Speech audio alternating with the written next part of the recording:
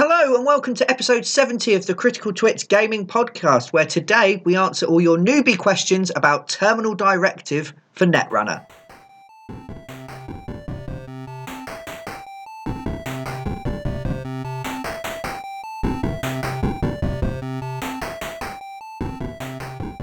Hello and welcome back. We're not dead. Yay! Hooray! Yeah. Inside. Yes, we're back. Apologies for 5-6 weeks of near silence, but dissertations have been discerned, disserted, and dissertated. New jobs have been found, and only one of us has gone missing down the back of the sofa. Yeah. So we're back. I'm Brian Ennis. I'm Aravinsky. And I'm Joe Lewin. And today we're going to be having a look at Terminal Directive, the new legacy expansion for Netrunner. What are you going to say, Aaron? Oh, no, this doesn't matter now. I was going to make a comment about how we've lost the largest one of us behind the sofa. We have, yeah. You may have noticed a distinct lack of Jamie Myland. I think he's just been blown away by the wind. He's a beanstalk of a man. Well, he's been climbed by rogue clowns. He is quite thin. He could slip behind the sofa. It must be a long sofa. Yeah. It would, yeah. Maybe someone's using him as a draft excluder. So it's all very mean. He's not here to defend himself from what are some fairly juvenile jokes. Yes, but we're back now. We should be back in operation. We've recorded 3 videos today, and we're also recording a podcast. Been a busy day. It has. Been a busy day. So yeah, without further ado, let's plough on. So, Terminal Directive. Yeah. 2 of us have played Terminal Directive. We have. Which is myself and Joe.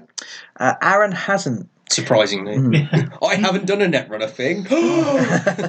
But we thought we'd look at it. Lots of people are talking about it in great detail, and Joe and I will give you our sort of final verdicts and final thoughts with spoilers. Oh, it's going to be full of them. In a future episode, probably next week or the week after. We actually want to play it twice, though.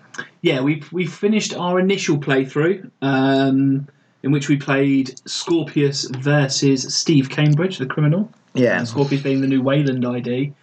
And we're going to play it again with Harsbaroid versus the Shaper ID. Yeah, so we're going to flip over. So I've played Corp, so next time I'm going to play Runner. Yep. And then we can give you a proper feel of what it's like from both sides, from each of us, and give you a full overview of the full potential of the cards in there and that kind of thing. But we thought to do something slightly different. Lots of people out there are asking lots of questions about Terminal Directive. Yes. So we've kind of got some that we've found people asking online. We've also got Aaron, who hasn't played yet. Yep. So he serves the function of our Netrunner noob for this. And we thought we'd give a sort of overview of how it works and how you can sort of hack it, maybe, and adapt it, and what sort of things to expect, what issues you might run into a little bit, or what, how just it isn't really very well explained. Yeah. There's a lot of sales buzz around it from it's not Final Fantasy, Fantasy Flight. From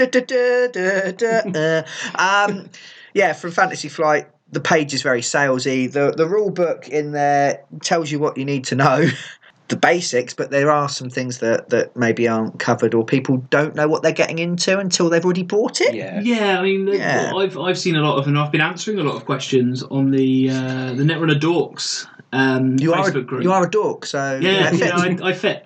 And it's been interesting seeing the different things people have asked, because it is information that isn't really out there, so hopefully we can get some of that done. For anyone worrying as well, this podcast will contain no spoilers, completely spoiler free, so you are not going to ruin your Terminal Directive experience by listening to us prattle on about it for the next half hour or so. So this is really good if you don't know what you're getting into, if you're not sure how it happens. Is it your next purchase or not? Yeah, especially if you've been kind of learning along with us as we've made our journey from being very new at Netrunner to actually having played it the most of any game I've ever played.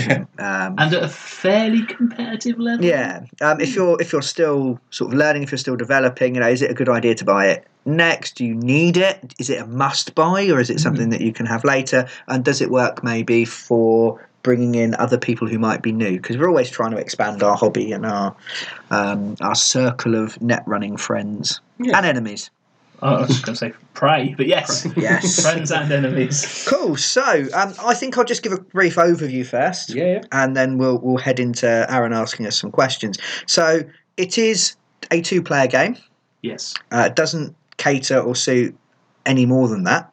As usual Netrunner. Yeah, but you couldn't use the box to then break out into a tournament or to play someone different halfway through. It is you play the whole thing through with the two of you. If you're just playing as the campaign, yes. Yeah. They Fantasy Flight have done a launch event for it where you use the non-campaign cards in the box plus a core set to make your stuff, and you play a tournament with that. Yeah. Yeah. Which is kind of cool as an idea. But no, it is very much a 2-player campaign. Yeah. And then you've got somewhere in the region of 60 cards Ish. that are now a permanent part of Netrunner. Yes. So when you open up the box, you'll have a pack of Corp cards and a pack of Runner cards that are now part of the overall card pool. They will always be chosen. And then you have the legacy stuff in a little separate pack. Yes, you do. So if you are only interested in Terminal Directive for what it can add to your competitive game, as a super competitive hardcore gamer, that's fine. You can just throw the other bits out the window or, gift them to a passing orphan child. Yeah. Yeah. I mean, I've seen someone online that bought 2 copies of Terminal Directive and sold off the actual player cards for tournament play and stuff to someone else Because they wanted to play the campaign twice. Yeah. Again, probably once from each side. Yeah. But didn't want to. You didn't need 2 copies of everything. Yeah. So. Yeah, so there's ways to sort of adapt it to you. But if you're playing the campaign, you will play the same person all the way through for the duration of that campaign. And you won't swap sides. So unlike playing Tournament Netrunner, where if I was playing Joe, we would play once Corp versus Runner, then it would be Runner versus Corp. We'd swap over. You won't do that. You will be playing your ID all the way through. And what will happen is in legacy game format, the games that you have will have consequences, and you'll open up packs. There's a pad that you have that contains things like your objectives, and you stick stickers on it as you go through. And there will also be cards that will be added into your deck or offered as options for your deck as you go through the game. Yeah. And that's where it differs from normal Netrunner. You will end up with all sorts of abilities and cards that you wouldn't normally be able to use, but work within the confines of Terminal Directive itself. Yeah, and cards that you're not just sticking stickers onto your pad. Some of the cards change the abilities as the story progresses as well. Yeah. So yeah, that's a brief sort of overview. I was really excited by the idea. Oh yeah, because we've played half of Pandemic Legacy and I was really enjoying it, but then Colin fell down a hole. We played half of Risk Legacy. We played half of Risk Legacy, and then James fell down a hole. We didn't get that, and the same hole that Jamie's in. Yeah, well, hopefully they can stack on top of each other and start. So each time a Legacy game comes out, we lose a friend. Pretty much, yeah. Jesus, that's a heavy consequence for the game. Yeah, tear up this friend. Permanent discard. Yeah. Destroy friendship. Oh. Wood chipper's getting its use, though, isn't it? Yeah. Oh, good. Yeah. So this is the first Legacy game I've completed all the way through, actually. Yay! But yeah, it's interesting. It's a nice direction to take the game in. It's a new direction that hasn't been done before for a card game that I'm aware of. And just for doing something new, I think Fantasy Flight deserve a bit of praise for being brave. Trying new things. I agree. I think it's good for them to sort of stretch their wings, try something new, something different, something to create a bit of a buzz around what's now a 5-year-old game. Yeah. Which is, I mean, rotation is coming soon. Yes. But we're in a kind of awkward period where a lot of people are going, I'll come back to it later. This is something that you could pick up and play outside of that more competitive 1,000-card pool kind of scene that we've got going on at the moment. I'd like to see this. We've played a little bit of this. We haven't played enough to talk to you about it properly. I'd like to see this kind of idea imported into Arkham Horror, the card game. Yeah. Yeah, I mean, to a point, Arkham Horror, the card game, is very similar to this idea. It has a similar idea. Anyway. Yeah. Just without some of the legacy aspects. But it's definitely something that they could pull into that game easily. Yeah, cool. Right, so over to Aaron then. That's our fairly comprehensive overview. Yeah. So Aaron, what's on your mind? What's bugging you, buddy? Right.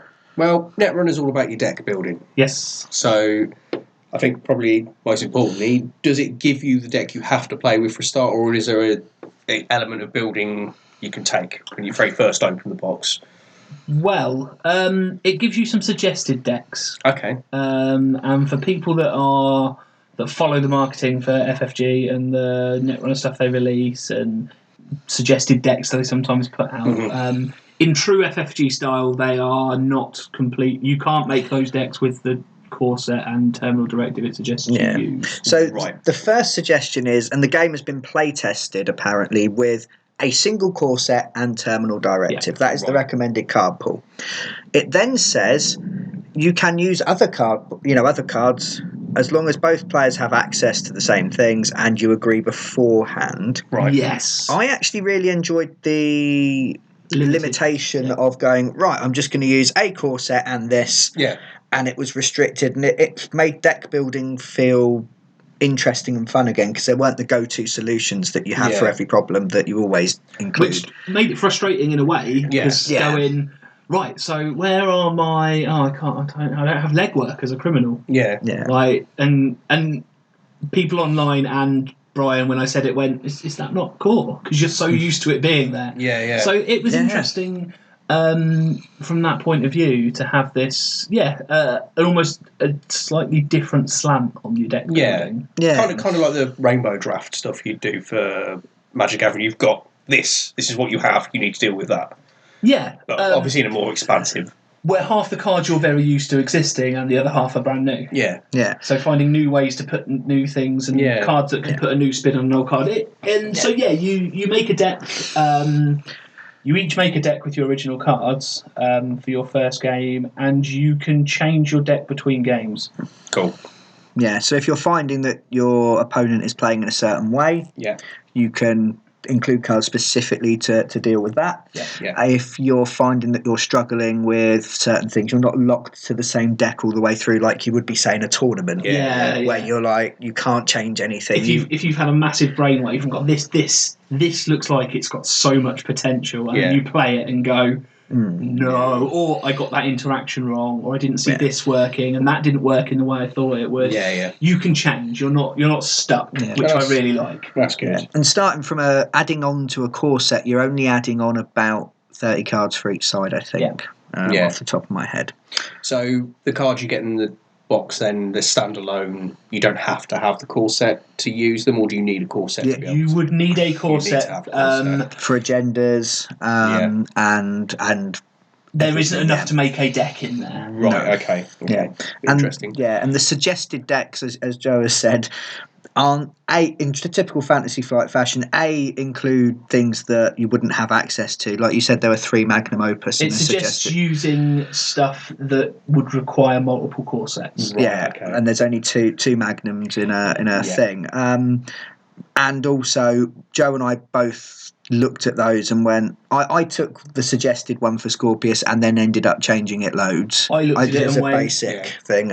There's an entire new suite of breakers for Criminal that aren't used in the selected decks. The suggested deck doesn't touch the new stuff, which is mad. So I kind of looked at it and went, nah, and made my own. Yeah. And you're fully able to do that. To do it and tweak and change. Okay, that's quite cool. So I presume that you're not restricted just using your faction-based cards. You've just got influence to spend like you would do normally. Yes. As per usual, and in answering to a question that a lot of people have asked, you would not use the most wanted list in this as well. Right, okay. Because the most wanted list is there because of interactions in the huge card pool. This has been play tested and balanced supposedly around what's there. So you would just use your flat influence cost as you would in a normal core game of Netrunner. And actually, if you think of cards that have been in the most wanted list, if you think of things like a Sansan, for instance, so Sansan City Grid, yes, you're able to fast advance with it, but there is only one in the core set. So so if you're only playing one core set and Terminal Directive, that one card becomes really crucial. But you've got to find it, keep it, protect it, hug it, love it, kiss it, call it George. You can't just go, I've got 2 more. Yes.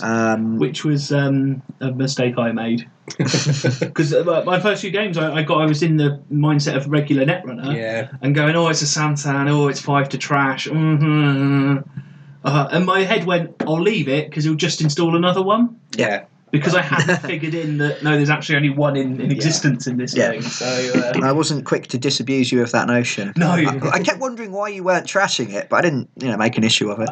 Because I played like shit for the first few games. But things like Parasite aren't as mean. Because Cypher isn't a thing. Yeah. Desperado, there's only one.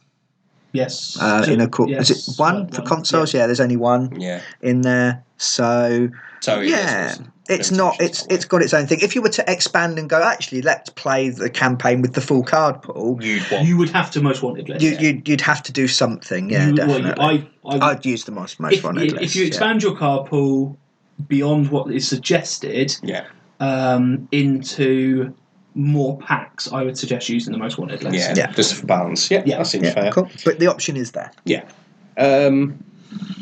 I know you're restricted to being Corp and Runner playing. Are you restricted to sticking with the same ID you start with throughout the game? And would you want to even swap as you start after you start playing? You do play as the same runner throughout. Yeah. Would you want to swap? I guess that comes down to the player's choice at that point. Yeah. I mean, you're looking at a choice. If you're playing Core and Terminal Directive, at most you've got 2. Yeah. And I mean, the Wayland one, the original Wayland ID is bum anyway. Yeah. Although there's some more stuff to make it slightly better. There's more transactions. Yeah. Would you want really, to really use good one? Gabe over Steve? I think the idea is balanced and aimed around using the Terminal Directive IDs. Yeah. But I can't see, having played it, I can't see any reason you couldn't use the different regular IDs from the core set if you wanted to instead. Yeah. But if you've got a chance to play with the new things, why not? Yeah, that's. I mean, I didn't even consider going, can I play Gabe instead originally? Yeah. The one ID that I think would really throw the game balance out if you were to take it and ignore, still playing Core and Terminal Directive but playing it with other things, would be playing with the NBN ID, because you've got your Astro scripts. You couldn't. Yeah. This is one of the interesting thing, because someone else said, I've seen someone online asking, the person I want to play it with really likes Anarch. I think they'll get on with Anarch best. Could they play as Noise?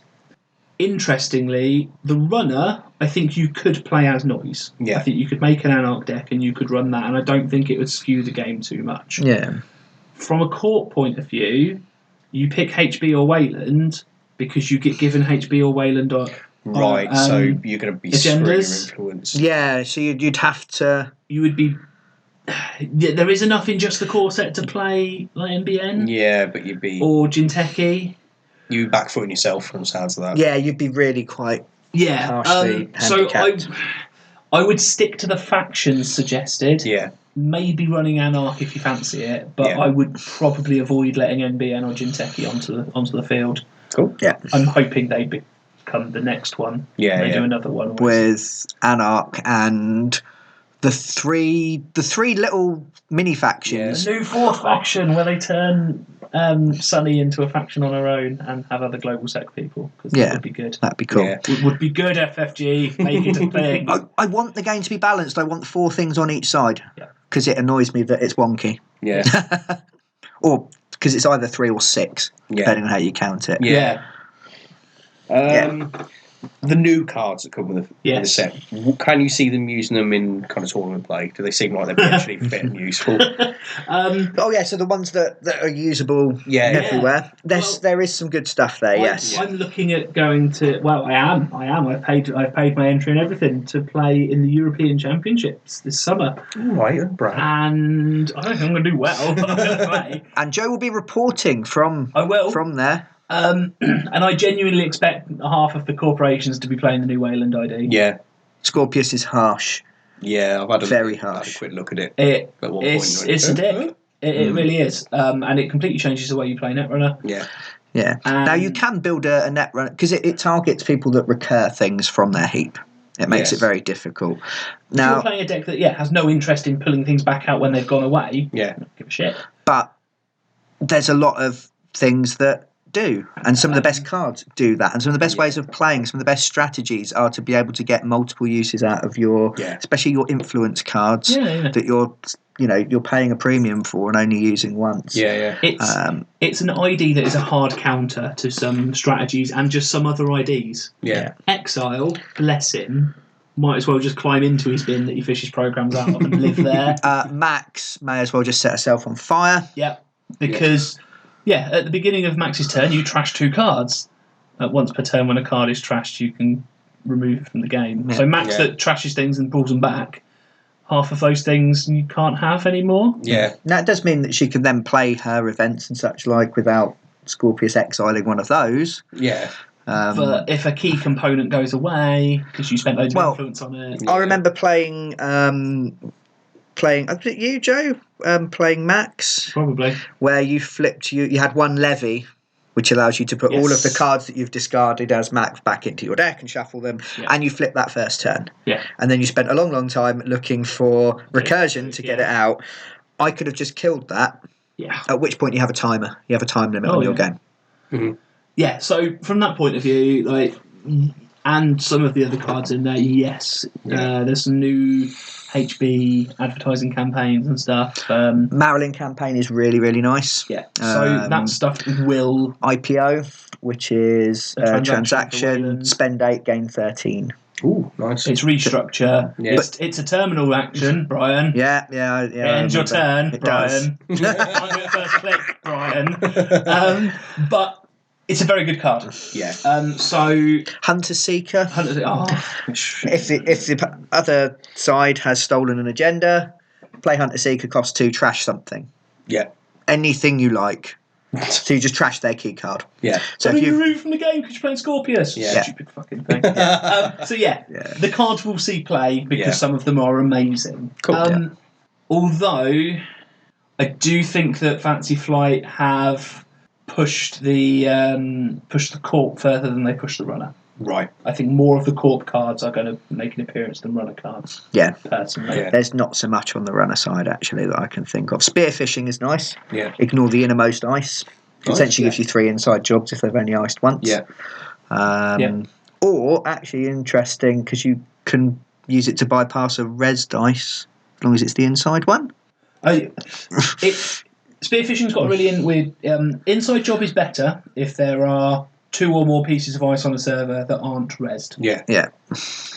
If they've put... Because normally you put down a good bit of ice to protect you on your innermost, then you build up some taxing ice outside of it. Being able to skip over that last one is useful because you know which one you're skipping. I don't know if it's better than inside job. It does a very similar thing, but... You'd have 3 of each, though, wouldn't you, if you were looking to skip ice? It's cool. It does some nice stuff, and there are some really good tools in there, but I think the Corp got a better deal. Which, considering from a larger tournament sort of point of view, we're in a runner-dominant meta, is a good thing. Cool. Right, so on to the basic game now, I think, because I've pretty much covered deck building well enough. Win conditions, are they the same as normal Netrunner? Yes. You're just scoring agenda points. Or killing them. Yes, you win that game. Okay, cool. But you will have other things you're trying to do at the same time. Okay. You can advance the story by just winning games.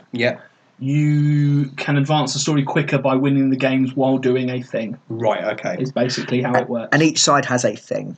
So it might be that you need to win 3 games, just normally, or you could win 1 game, do a thing, and it gets you to advance the story, get some more shiny toys.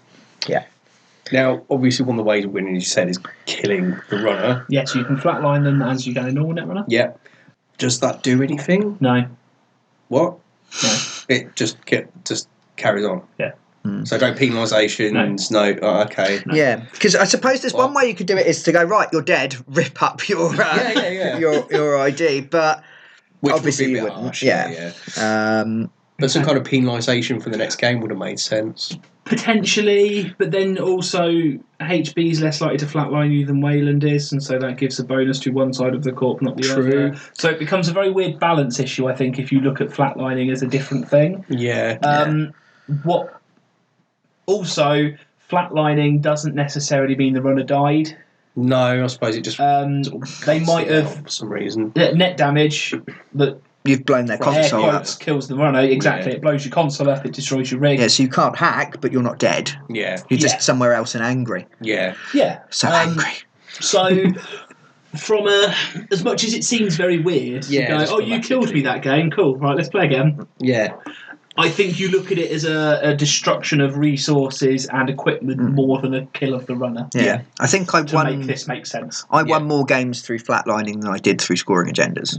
I think about 50-50. Okay, it felt like more. Yeah. They feel like better wins. Fair enough. There is a slight thing. I would say that there are things you can do that reward you for doing damage and killing people. Okay. Like tagging and damage and things like that. If you want to go that way, or you can go a different way and not bother. Fair enough. Right. Well, I think most importantly then, what do you get for winning? Cake and strippers. Cake is a lie. The cake is a lie. As are the strippers. Oh. Yes. It has been stripped of strippers. As much as it took me a long time to find out, when you win games, you get rewarded with story. Yeah. Interesting. Because you unearth more clues, you see, as to the mystery going on. And you usually get a few cards you can put in your deck. Yep. And options, files, I believe they're called. Yeah, you've got sort of files, case files. That open that you get rewarded for closing by doing certain actions. And ethos effects. Yes. Or what's the other one? The bad ones. There's ethos effects first of all, which you make a choice about how you're going to deal with something that's been raised in the game. Protector or a predator? Yes. Yeah. Yeah.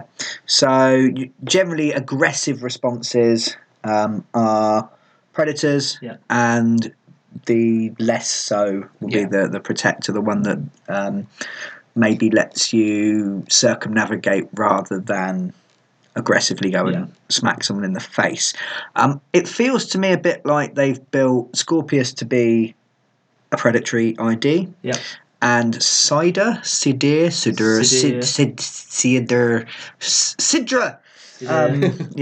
that one, as to be a sort of a glacier, keep people out kind of deck, so more protectory. I don't know how it felt for you, protector versus predator on your side. I got the impression that the criminal was more predatory and the shaper would be more protective, considering she seems to like gardening. Yeah, but you can mix and match. Say black hat versus white hat, but right? Black okay. hat versus little green sombrero type thing. You stopped at black, then I got concerned because she is. Oh, okay. Racial confusion aside. Accidental racism, sorry. Yeah. Expect that thing from Colin, Aaron, not you. Yeah.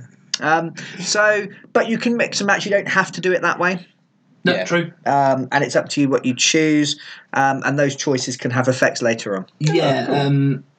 Without ruining things. Talking from a rulebook point of view, so not spoiling anything, your dominant ethos is the one you have the most options of, or if they are tied, the one you picked first. Yeah, because that's your instinct, isn't it? That's and some things in the game will say, if this is dominant, this is what happens. Yeah. As opposed to some that are pick an option. Pick one and stick the sticker to your sheet, and it becomes part of who you are. Yeah, but you can change. So you could take Predator first, and then two choices of Protector, and you flipped it around the other way. So you don't have to stay in that particular way. That was awesome. I enjoyed that side of things. You also have cautions. Yeah, that's the one.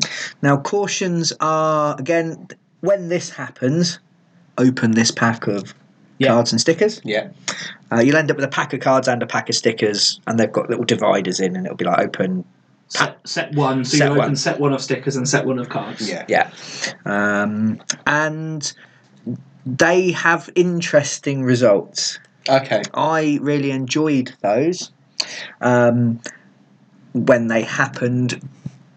But obviously, the word caution will give you an idea of maybe the possible effects. Yeah. Interesting isn't always good. Yes. Yeah, but I like interesting. Yeah. I did feel that the cautions for the runner were harder to avoid triggering than the ones for the corp. Yes. I triggered mine as the corp out of a sense of I wonder what happens. Yeah.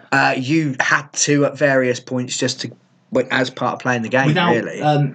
Without ruining anything, certain effects. It was easier for the runner to. It was easier for the corp to avoid triggering them if they didn't want to. Yeah. I highly recommend doing it and seeing what happens. Whereas the runner had to really play to avoid doing it. Yeah.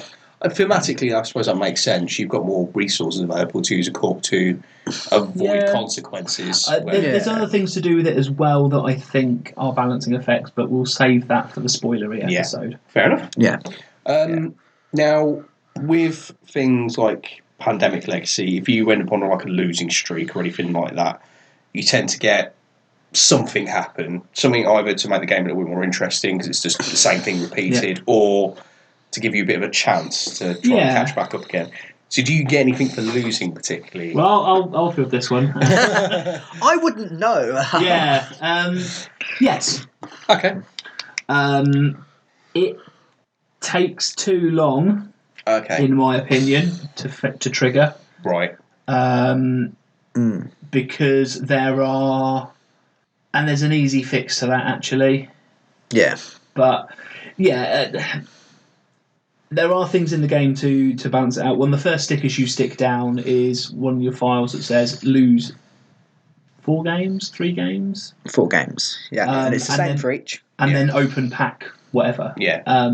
So yes, you get some stuff for losing a certain number of games. Yeah, okay. So if you keep losing, there's a thing there to help balance it out for you, which is good. Based on losing 4 games, I mean, how long does the actual thing last? Ours lasted 8. Yeah. Ooh, so half the games, really, then you need to be losing. Yes. So that's halfway through if you're having a really bad time. Well, yes. Joe lost the first 4 games straight. Yeah. I then only needed to win 2 more games we didn't realise at the time, but I only needed 2 more games to finish the campaign. Right. And it felt like and you hadn't opened any of your other packs because they trigger on winning a game. And then it felt like it gave you a boost and you started to catch up. But yeah, I think you're right. I think it felt too long. 3 rather than 4 would have been better. Yeah. Again, I'm not going to go into it now, but I think we'll talk about it in the other one. But I personally, I think there's a really easy way of fixing that. Right. So. Okay. Yeah. So a bit of a hole you can dig yourself into, but theoretically, if you do it in the future, you can sort it. The runner ones were really good. The stuff it gave you, and it gave me a boost. Yeah. So it worked well enough. Yeah, cool. So if you are getting hammered, there is a way to light dig at the end of the fairly long tunnel. Yeah. Right, as this is kind of important to legacy games, in my opinion. Yeah. Is there any destroy this card or ruin this? Yes. Really? Yeah. Yes. Oh. None of the cards that you would take forward into your meta and play with and are part of the general card pool, none of those get touched. They don't get anything stuck on them. They don't get ripped up. But the other cards are fair game. Yeah, so you might unlock a new resource. Yeah. But later on, what that resource does changes because you've stuck a sticker onto the new resource. Yeah. Or you might have bad things happen. But if you can do a certain thing, you get to tear up the bad things. Yeah. So yes, you do get the satisfaction of destroying cards, which is interesting. I've seen people online saying, "Oh, is there not a way of like making this so you can play it multiple times and blah blah?" Like trying to get more more use out of it for the money, and I get that. Yeah. But part of the fun is destroying things. Or sticking the sticker on. Yeah, that's the point of a legacy. You feel like you've permanently changed something, that's it. You can't go back. Yeah. You could, if you wanted to, before you say stuck, you could photocopy everything as you unlocked it. You could get very thin. You can get some really crappy card sleeves out there that are really thin that would fit inside the more standard like dragon shields. So stick the stickers onto those, and then you can slide them in, and you can do that. Yeah. You do need to play with sleeves. Yeah. As a fact of it, I saw someone online saying, "Oh, I don't like the sound of this sound of something in there because I don't like playing with sleeves." Because you're sticking stickers onto cards and multiple stickers onto the same card, you need to play this with sleeves. You'd be able to look at. You could look sideways at your deck and go, well, that's that, because you can see the gaps. Yeah. So it does need to be sleeved, definitely. Yeah. I mean, obviously, you'd hope that the people you're playing with aren't going to do that. Yeah, of course, especially if it's somebody. But again, shuffling without sleeves is difficult anyway, and adding stickers on there that are going to get caught. It tatters your cards, actually, and that's, you don't want someone to know which card is which, because you always keep scorched earth in your hand and you've burnt a thumbprint into the back of it over the course of a year. There were some people talking, I'm just checking the box now, saying that they thought the cards were slightly different. Yeah, I saw that. I didn't notice it off the top of No, I didn't notice it either. So I thought we'd do a live check. audio test. Yeah. Chuck me a card and I'll have a audio test. They sound the same. Yeah. Cool. So many cards. They do feel a little bit different. Aaron, they're both in the core set, mate. Yeah, I don't know. Maybe it's just because I've got used to playing sleeves. Then no, it's just throwing me off. But they're not different. No, because of the core set ones. So that's what I mean. Fair enough. The ID might be on a slightly different set card, but then So what we got here is 2 cards, one from core, one not. Really feel that much difference, to be honest. That one feels a little bit thicker, but not significantly. I couldn't physically tell them apart. Looking at the backs of them, again, nothing. I have seen multiple people saying that they felt that it was. Is it the size? They're the same? Very slight difference in size. That can make a difference if you're used to fondling the cards quite a lot of time. Yeah, or when you've got them stacked up, if you've got bits that stick out or go in. Yeah. How slight is very slight? For this one, we are comparing one of the new icebreakers to Easy Mark from the core set. There is about a millimetre difference on width. Like, genuinely, you can just see that there's a slight difference. I could see that being a point of annoyance for some people. Yeah. It's not a huge thing. It really but as far as like thickness and stuff, thickness and the finish. Yeah, so they both felt the same. One of them felt a little weightier, but that could just be because it's in a different hand rather than actually being weightier. Yeah. It's that extra millimetre. Yeah, it is. It makes all the difference. It does with this. It's why it's not my dominant hand, you see.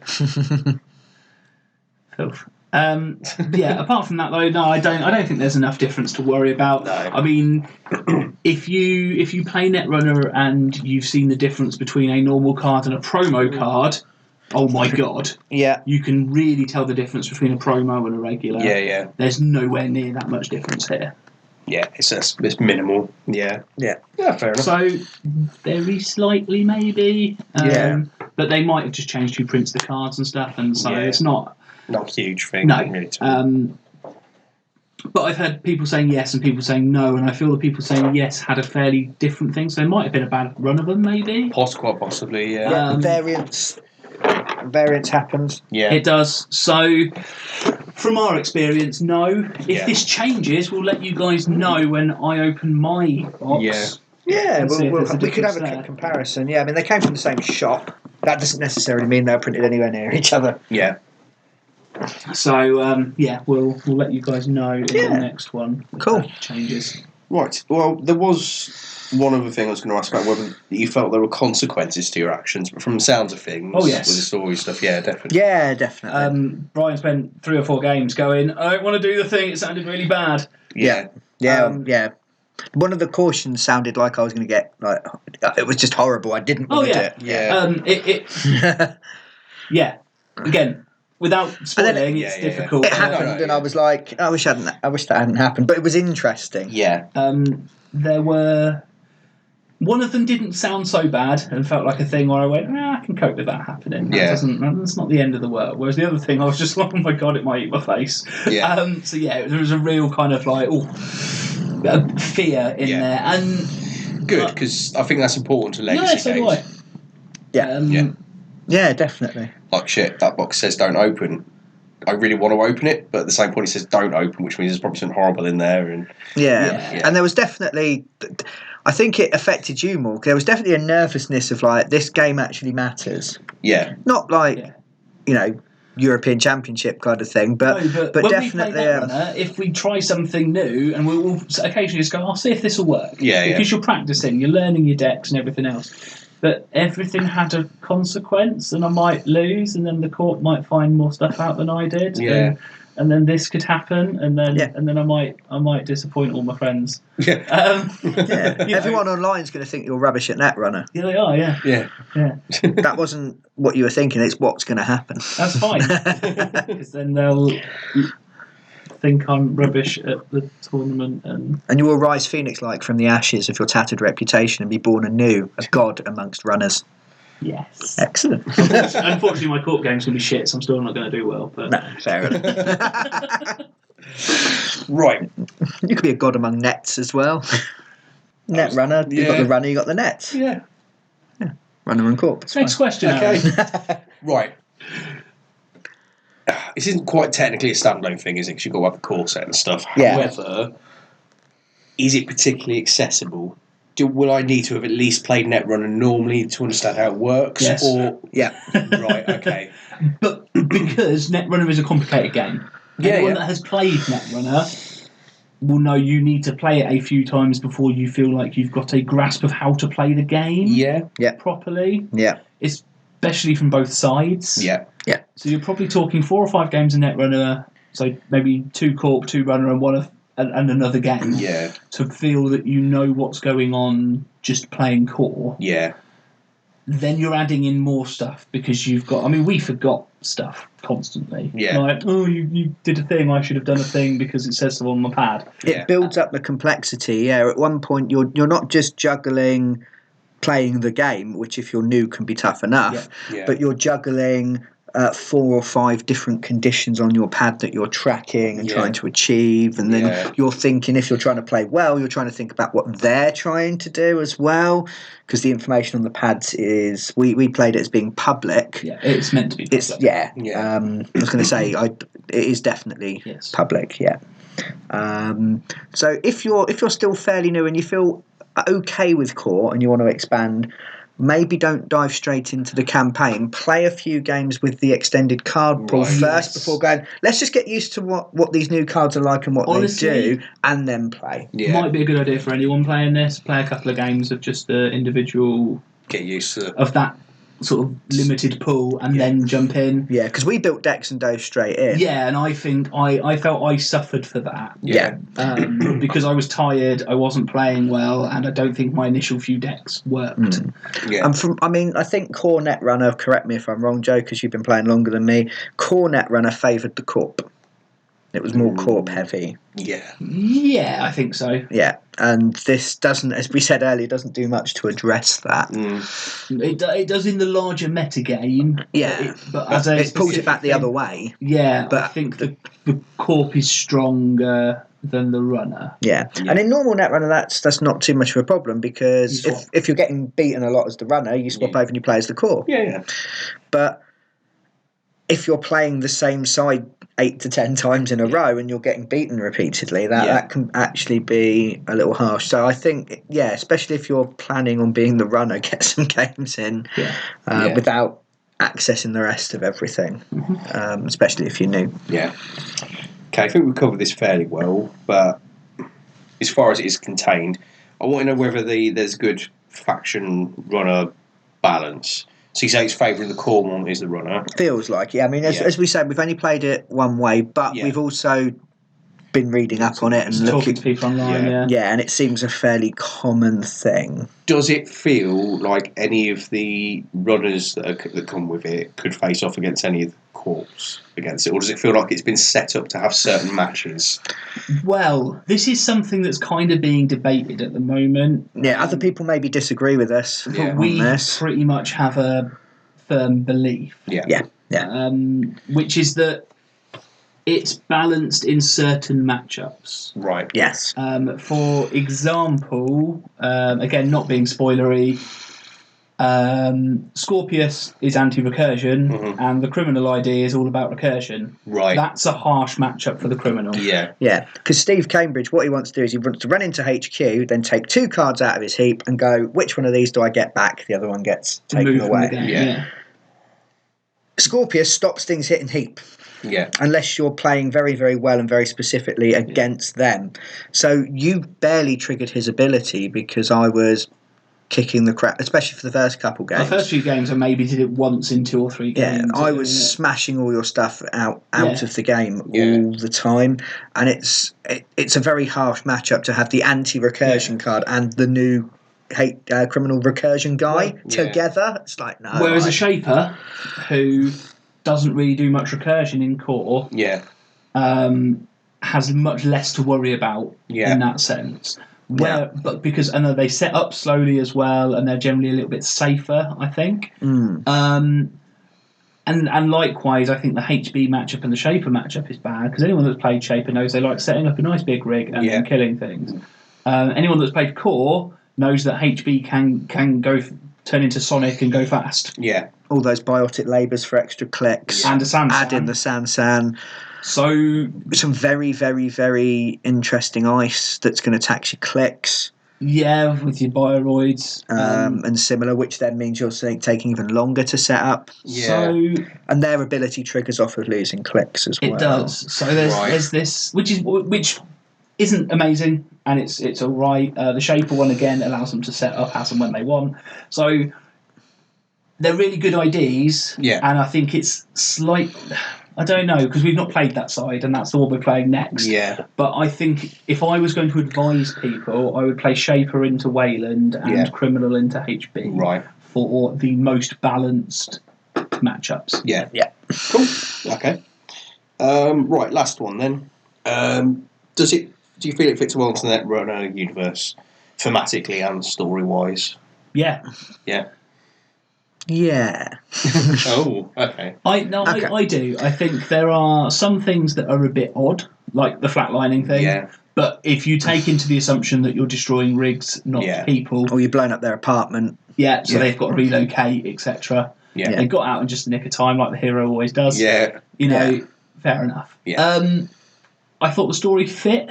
The story is a really interesting story. It is. I like the idea. I felt one thing we did is that when you get your story cards, you can either read them and keep them to yourself, or you can read them out to each other and sort of share the story that way. Yeah. Because we planned on playing it both ways, we didn't share the story with each other. Yeah. So I can only talk from what the Corp story was. Yeah. I felt it didn't really pay off particularly well at the end for the Corp. I was a bit like, oh, it's done. Okay, that's a bit weird. And I couldn't quite get my head round what was happening on the table versus what was happening in the story. If you're hacking because the very first bit says there's been, in true Taggart fashion, a murder, and therefore you're trying to find out who did the murder. Yeah, that's not going to spoil anything for anyone. I think it even says so on the back. Yeah, yeah. Quick click. As far as I'm aware, hints at the perpetrator being a bioroid as well. Yes, an augmented serial killer, one which the powers that be were trying to cover up. There you go, not spoil anything. Yeah, cool. So that's going on, and you are investigating this murder. Yeah, and it makes sense for the Corp because it's trying to do stuff. I suppose the way it works is the Corp is trying to find information out. Hide it.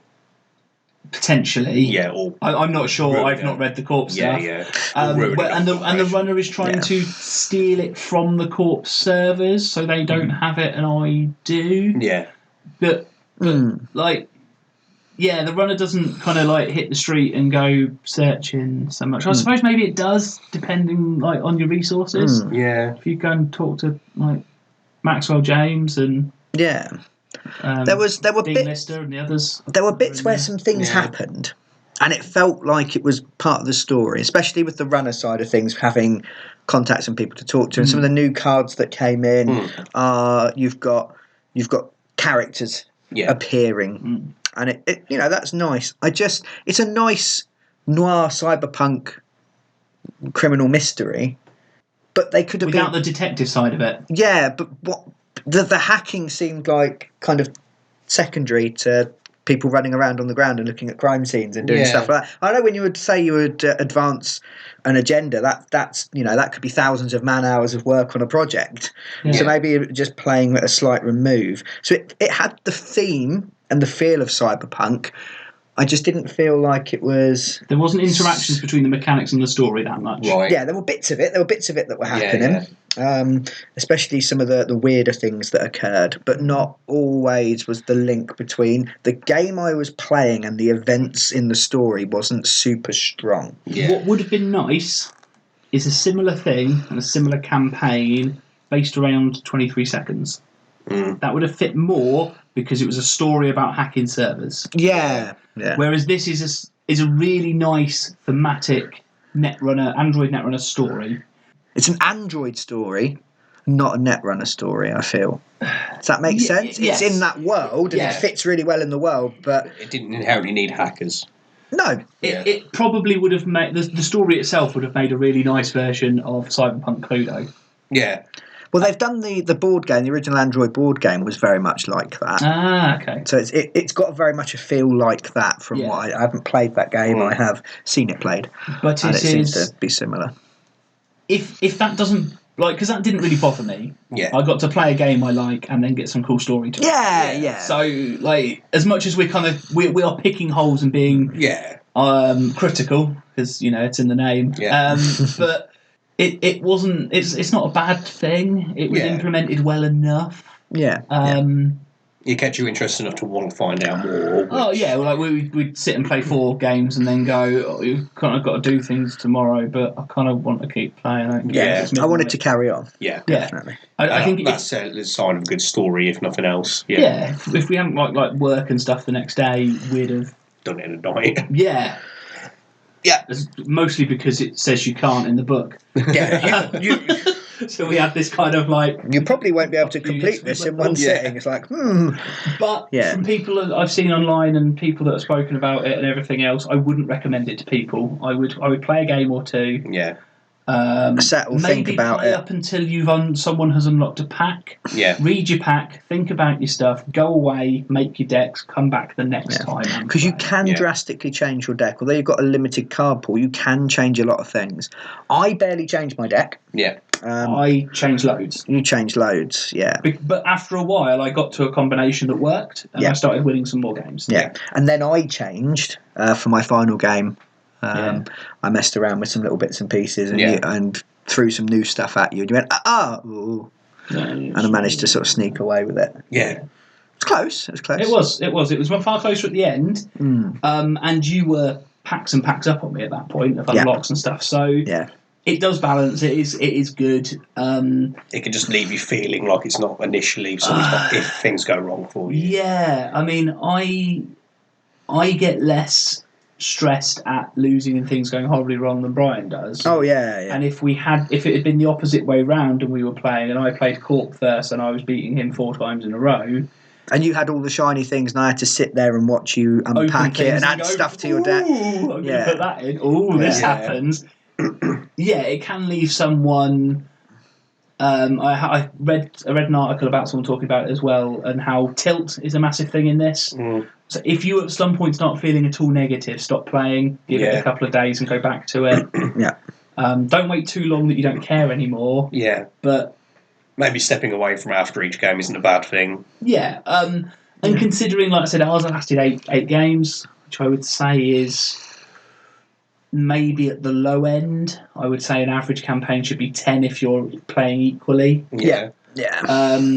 it drags it out a little bit longer as well for you. Yeah. Depends how often you get to play. Yeah. If we were playing Pub Runner and we went, cool, let's go to Pub Runner, play a campaign game, and then play our normal Netrunner, and it lasted 10 weeks. It's fairly good. Yeah. You'd have some weeks where you wouldn't open anything, but you'd have other weeks where you did. Yeah. And I think that's quite a nice way of doing it. Yeah. Overall, then, would you recommend it? Yes. Yes. Because it's a big box. It's a deluxe set that has stuff for. It's a ridiculously big box. With yeah, it is. Yeah. For what's inside. But that's because it provides you with a second home. The box itself could fit the entirety of every single Netrunner card that's been printed in it. Yeah. Pretty much, yeah. If you double stacked them, yeah. Yeah. Bit of a shelf in the middle, it'd be fun. It's mad. But I would recommend it to people if you like Netrunner, if you're confident in playing the game and you've got a good grasp of the core mechanics and you enjoy cyberpunky type stories, you like legacy games, I don't think it's a bad buy. Yeah. It's got it's got cards that are worth having in for the expanded sort of tournament scene and meta and playing with your friends and that kind of stuff. Maybe if you play Anarch and NBN and that's it, it's not worth it as much for you because you're not getting stuff for things you want to play. Yeah. But on the whole, no, I personally would recommend it. For the flaws it has, I would still recommend it as a purchase. Yeah. Difference of opinion there, Ryan? I want to play it again the other way first. Yeah. But it's a big box set, but it's about £15 more expensive than a big box set. Yes. So is the campaign it adds on worth £15? I'm not sure. Okay, I think it is. I wanted it to be something different, I think. Yeah, the reality of it wasn't as inspiring as what I built it up to be in my head. I think part of that might be the fact that we initially thought it was coming out in February, but apparently the end of April is Q1 because Fantasy Flight can't do numbers. They don't. Yeah. They're bad at fractions. Unless they're doing it by like financial statement time. In which case, this is Then it is, but that's fucking tell people that's what you're doing. Yeah.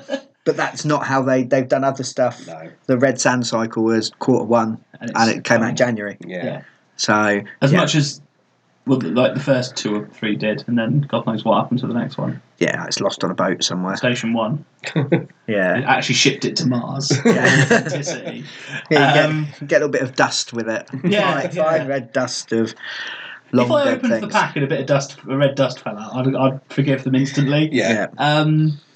But no, I like it because it was a nice little distraction, but it gave me a bunch of things to play the competitive game that I enjoy. Yeah. If you're a competitive Netrunner player or you're looking to expand into playing with the wider card pool, it's an essential purchase the same way the other 4 big boxes are. It doesn't rotate, if nothing else. If you want a way to expand what you're doing up, it's nice enough, and it's something that gives it's something you can do with someone else, especially if you've been learning with someone and you've been playing together as a pair or getting into the game as a pair. That's good. If you're buying it just to play the campaign, I would be cautious. I would listen next time. No, because you get loads of spoilers.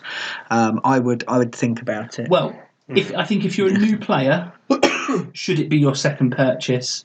Yes, if you enjoy legacy games. No, if you enjoy the competitive scene. Yeah. Go and buy a deluxe box that fits the factions you like. Yeah. If you're new and you're looking to go down to your friendly local gaming store or to your local regional and play, then you buy some other stuff. Yeah. Unless you want to play Scorpios and murder everyone. Yeah, if you want to play like Wayland and Criminal, because you don't get enough in there to play a decent Shaper deck. But not at the level Shaper should be to be highly competitive. But I can see why people would be disappointed with certain things it does. But it's fine. I probably wouldn't recommend it as a second purchase if you're new to the game still. But I don't think anyone will be particularly disappointed. It's a good start, and I think they can do much, much better next time if they do another one. And I hope they do. Yeah. Like, this hasn't made me go, oh, God, I just hope they don't bother doing any of these again. Yeah. but it has made me think that there are ways they could have done things that would improve. Yeah. Yeah. Cool. Okay. Yeah. Well, covers everything, really. Excellent. Well, hopefully people have found that interesting and useful. If you have any more questions, please feel free to comment below wherever you find this, and we will do our best to answer any more questions. If we get lots and lots of questions, we might do a follow-up. Yeah. Or a question-y based thing. We can send questions to the Facebook page as well, if that's easier for you. Or Twitter as well. We're on there. Yeah, you're probably more likely to get a response from me on Facebook and Brian on YouTube. And Twitter's will be Yeah. If you want to talk to me, go on Facebook because I don't really deal with the rest of it. But yeah, you'll get a response from us, and if I need to chime in, I'll get kicked into doing so. But it's there are so many ways you can talk to us now. Yeah, and if you've played or you do play, keep an eye out for our follow-up where we will talk in depth. In a spoilerific fashion, and I'll lay out some of my concerns about the game in more detail, because to talk about them would be to spoil. Yeah. Cool. And Joe can defend the game because he's obviously in love with it. Well, I love Netrunner, and I like this for what it is. Yeah. Again, it could be better, but I think they've done a good enough job to... I don't feel like I've wasted money buying this. Yeah. And for me, that's the important thing for any purchase. Yeah. I think the big thing for me was there are a few things that happened during the game, rules-wise, that weren't clear, that we, as people that have played a lot of Netrunner with the wider pool, could work out. Yeah. If you're very, very new, there are certain interactions and certain things that happen that are not clear, and certain types of cards that haven't really been explained because they're explained elsewhere. So my recommendation, actually, thinking about this and just letting that brew for a second, is go for it. It is fun, but when you come up against one of these things, either work it out with your opponent or use somewhere like Netrunner Dorks, Netrunner UK, your local friendly meta page, StimHack, all sorts of things, and say, we're playing the campaign, how does this work? Because there are a couple of times where we were like, what should we do? Because this is very contradictory. Yeah. And that's my concern, is that it's taking something, if you're going from being new, you want something that lessens the complexity, so you're taking in less information and building your way into the wider game. Yeah. This throws in a few things from the wider game, as well as more complexity of the pads and the tasks you're trying to do, and the different things that are happening, and weird cards that you'll never see again. And it's kind of a bit, I don't know if it would be maybe too overwhelming. So use that support from wider the wider community, just to help you if you get stuck. With that caveat, then I would say yes, go for it. One thing that I will add on to that is we were playing this before the FAQ came out. Yes. So there is now the FAQ that does clear up 2 or 3 of the things that we went, what way around does that work? Yeah. Not everything, though. Not everything. And there are some things that are like kind of Netrunner staple rules that is a line in the book somewhere that impact how things play that doesn't come up that often. Like, for instance, the text of an asset being blank while it's face down. Yeah. It still has a type, which is why you can do some stupid MCA informant bullshit. Yeah. But the rest of the text is blank. Yeah. Unless it says on access. And it's little interactions like that. There are part of Netrunner, and work with Netrunner because it's fairly concise, in my opinion, for its rules. Yeah. But might throw a new player off. Yeah. Because we've been playing for quite a long time now, and we were like, doesn't that interaction mean that happens? Yeah, Netrunner can be a little bit fiddly and fine grade at points, and this brings some of that in. Yeah.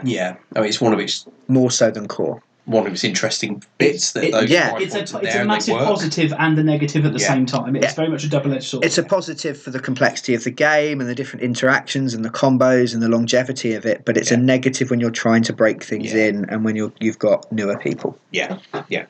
That makes perfect sense. Yeah. Cool. So thank you very much. If you did enjoy that, please leave a like. If you want to hear more stuff from us, we talk about Netrunner at least once a month. Yep.